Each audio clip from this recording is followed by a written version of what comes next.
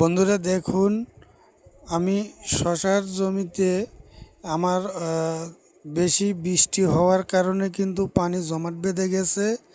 সেই পানিগুলো কিভাবে বের করব সেই পরিকল্পনা করে দেখুন আমি কি পদ্ধতি ব্যবহার করছি। একটা 10 ফিট রড দিয়ে কিন্তু আমি গর্ত করে নিচ্ছি।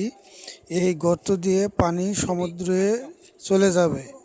তো আপনারাও যাদের এরকম সমস্যা আছে বা জমিতে পানি বেঁধে আছে, পানি সরানোর কোনো পদ্ধতি পাচ্ছেন না, তারা এভাবে গর্ত করে দেবেন, দেখবেন যে সব পানি নিচে চলে গেছে। ভিডিওটা যদি আপনাদের ভালো লাগে তাহলে সবাই লাইক, কমেন্ট এবং সাবস্ক্রাইব করতে ভুলবেন না। বন্ধুরা বেশি বেশি করে লাইক কমেন্ট করবেন, আর ভিডিওটা ভালো লাগলে আমাকে সাবস্ক্রাইব